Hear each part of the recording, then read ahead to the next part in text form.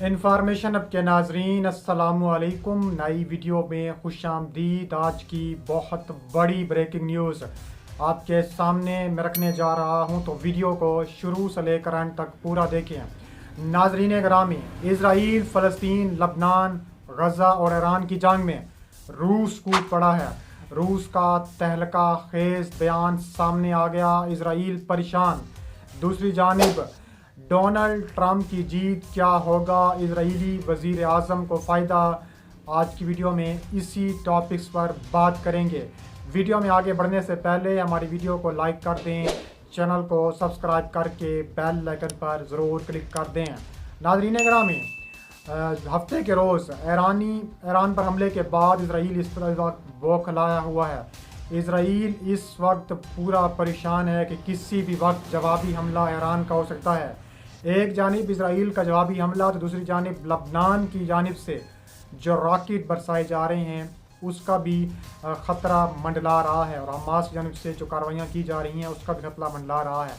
لیکن جو سب سے بڑی نیوز ہے وہ آپ کے سامنے میں رکھنے جا رہا ہوں کہ جو حملہ انہوں نے اسرائیل نے جو ایران پر کیا تھا، اس میں جو روس کا S-300 ایئر ڈیفینس سسٹم جو تباہ ہوا تھا، اس پر روس جو ہے وہ آگ بگولا ہے۔ اس پر روس جو ہے نا وہ سخت غصے میں ہے، اور روس جو ہے وہ اسرائیل کو مزہ چکھانا چاہتا ہے۔ اس لیے جو روسی وفد ہے وہ اس وقت ایران میں موجود ہے، اور کہا جا رہا ہے کہ روسی وفد جلد اسرائیل بھی پہنچنے والا ہے۔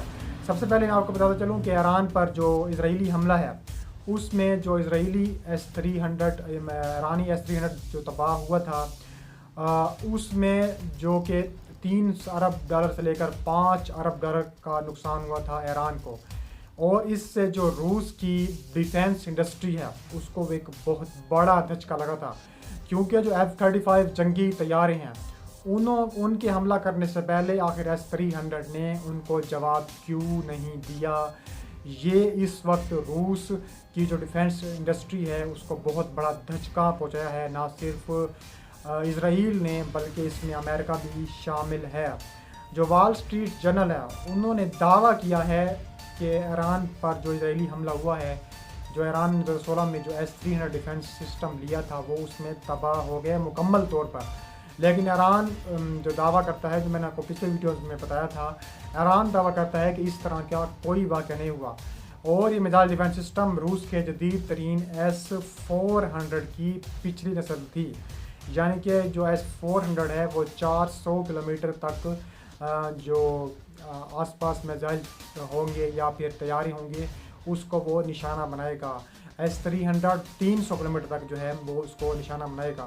لیکن ایک اسرائیلی عہدیدار کے حوالے سے امریکی اخبار نے یہ خبر شائع کی ہے کہ جب F-35 جنگی طیاروں نے حملہ کیا ایران کے اوپر، تو ایرانی ڈیفینس سسٹم اس وقت کوئی اچھی کارکردگی نہیں دکھا پائے، جس کی وجہ سے F-35 کی جو بمباری ہوئی ہے S-300 پر، وہ مکمل طور پر وہ جو ہے وہ تباہ ہو گئی ہے۔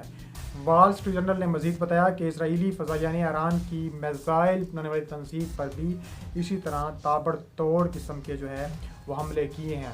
اب جو حملے کرنے کے بعد ایران پر اسرائیل اس وقت بوکھلایا ہوا ہے، اور اسرائیل کی وزیر اعظم نیتن یاہو کو امید ہے کہ جو نومبر کے پہلے ہفتے میں جو الیکشن ہے، صدارتی الیکشن امریکہ میں، اس میں وہ پر امید ہیں کہ ڈونلڈ ٹرمپ بڑے مارجن سے شکست دیں گے کملا ہیرس کو۔ پر امید ہیں کہ ڈونلڈ ٹرمپ صدر بنیں گے، اس سے اسرائیل کو خاصا فائدہ پہنچ سکتا ہے۔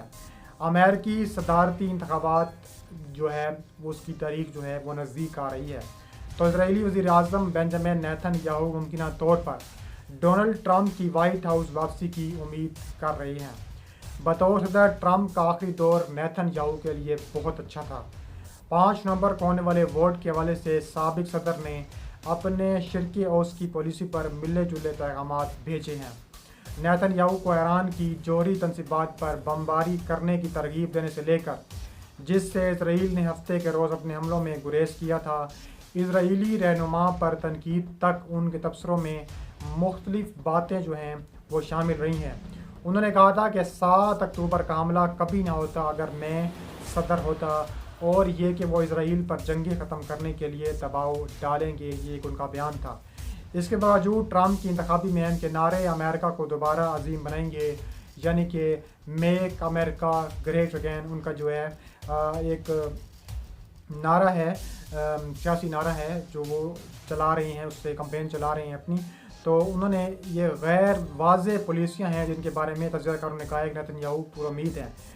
ریپبلکن صدر کے طور پر ایک تنہائی پسند ٹرمپ نیتن یاہو کو غزہ اور لبنان میں جاری تنازعات کو فریقین کی باہمی رضامندی سے حاصل کرنے کے لیے مزید آزادی دے سکتے ہیں، اور یروشلم کی عبرانی یونیورسٹی میں سیاسیات کے پروفیسر گوڈائن راحت نے AFP کو بتایا ہے کہ وہ ٹرمپ کی فتح کے لیے دعا کر رہے ہیں، نیتن یاہو کی بات کر رہی ہیں، جس سے ان کے خیال میں انہیں نقل و حرکت میں کی بہت زیادہ آزادی ملے گی اور وہ جو کرنا چاہتے ہیں وہ کر سکیں گے۔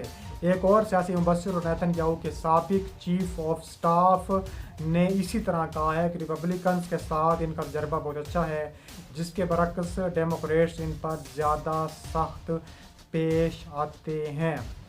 اس کے علاوہ کملا ہیرس کا اس موقع پر جو بیان ہے وہ آپ کے سامنے میں رکھنے جا رہا ہوں۔ کملا ہیرس نے کہا ہے کہ ٹرمپ نیتن یاہو بات چیت کی جو اثرات ہیں وہ اس میں پریشان نہیں ہیں۔ انہوں نے امید ظاہر کی ہے کہ وہ صدر بن کر اسرائیل پر دباؤ ڈالیں گی کہ جلد از جلد جنگ بندی کی جائے، نہ صرف حماس میں بلکہ حزب اللہ کے ساتھ بھی اور ایران کے ساتھ بھی۔ اس کے علاوہ انہوں نے کہا ہے کہ میں اسرائیلی وزیر اعظم نیتن یاہو اور ڈونلڈ ٹرمپ کے درمیان ہونے والی بات چیت کے بارے میں فکر مند نہیں ہوں۔ انہوں نے مشرق وسطیٰ میں تنازعات کے حوالے سے اپنے موقف کا اعادہ کیا۔ ہیرس سے جب پوچھا گیا کہ وہ محسوس کرتی ہیں کہ ٹرمپ اور نیتن یاہو کے درمیان بات چیت ان کوششوں کو متاثر کر سکتی ہے تو موجودہ امریکی حکومت حاصل کرنے کی کوشش کر رہی ہے، تو اس نے جواب دیا نہیں۔ ٹرمپ اور اسرائیلی وزیر اعظم کے قریبی ذاتی تعلقات ہیں۔ ریپبلکن امیدوار نے اسی ہفتے نیتن یاہو کے ساتھ اپنے تقریباً روزانہ فون کال پر فخر کیا۔ انہوں نے جارجیا میں ایک انتخابی ریلی میں زور دیا کہ ہمارے بہت اچھے تعلقات ہیں، ہم ان کے ساتھ بہت قریب سے کام کرنا چاہتے ہیں۔ اس کے علاوہ اقوام متحدہ میدان میں آ چکا ہے۔ اقوام متحدہ کی جو ایک بڑی ایجنسی ہے UNRWA، اس پر اسرائیل کی جانب سے پابندیاں لگائی گئی ہیں۔ سن 1949 میں قائم ہونے والی فلسطینی پناہ گزینوں کا یہ ادارہ UNRWA غزہ، مغربی کنارے، حتیٰ کہ شام، لبنان اور اردن میں بھی اپنے فرائض انجام دے رہا ہے۔ UNRWA کی جانب سے غزہ، شام، لبنان اور اردن میں کشیدہ حالات کے دوران تقریباً 60 لاکھ افراد کو طبی سہولیات کے ساتھ ساتھ امداد بھی فراہم کی جا رہی ہے۔ اسرائیل کی پارلیمنٹ نے جو پابندی لگائی ہے پیر کی شام کو، اقوام متحدہ کے جو پناہ گزینوں کے ادارے UNRWA کو اسرائیل اور مقبوضہ مشرقی یروشلم کے اندر کام کرنے سے روکنے کے حق میں انہوں نے ووٹ دیا ہے۔ اس کے علاوہ اقوام متحدہ کا ایک بڑا بیان سامنے آیا، اس میں قطر نے بھی شدید تنقید کی ہے، وہ عمان کی جانب سے بھی اسرائیل پر شدید تنقید سامنے آئی ہے کہ UNRWA پر پابندی، اس اقدام کی بڑے پیمانے پر پابندی کا مطالبہ جو ہے وہ جو کیا گیا تھا اسرائیلی پارلیمنٹ کی جانب سے اسرائیل میں پابندی لگائی ہے، جس کی وجہ سے دنیا بھر میں جو مسلمان کنٹریز ہیں ان کی جانب سے سخت ترین کارروائی کا عندیہ دے دیا گیا ہے، اور جس میں امیر قطر کا ایک بڑا بیان سامنے آیا ہے۔ انہوں نے کہا ہے کہ اسرائیل جارحیت کو مغربی کنارے لبنان تک پھیلانا چاہتا ہے، اور UNRWA پر پابندیاں اسرائیل کی دہشت گردی اور غنڈہ گردی کا کھلا ثبوت ہے، یہ کہنا ہے شیخ تمیم بن حمد الثانی کا۔ انہوں نے کہا ہے کہ اسرائیل نے مغربی کنارے اور لبنان میں پہلے سے طے شدہ منصوبوں پر عمل درآمد کے لیے اپنی جارحیت کو وسعت دینے کا دانستہ انتخاب کر رکھا ہے۔ انہوں نے شورا کونسل کے منگل کے روز کہا کہ یہ اپنی سالانہ تقریر میں کہا ہے کہ اسرائیل نے ایسا اس وجہ سے کیا تھا کیونکہ وہ دیکھتے ہیں اس کی گنجائش موجود ہو۔ یاد رہے کہ قطری کونسل کو قانون سازی کا اختیار حاصل ہے کہ وہ عام ریاستی پالیسیوں اور بجٹ کی منظوری دیتی ہے، لیکن اس سیاسی جماعت پر پابندی لگانے والے چھوٹے مگر گیس پیدا کرنے والے ممالک کے دفاع، سلامتی، اقتصادی اور سرمایہ کاری امور کی پالیسی سازی میں کوئی عمل دخل نہیں ہے۔ امیر قطر نے مزید کہا کہ قطر کے آئین میں ترمیم شورا کونسل تجویز کرے گی اور اسے عوامی ریفرینڈم میں جو ہے وہ ووٹ دیا جا سکتا ہے، یہ کہنا ہے امیر قطر کا۔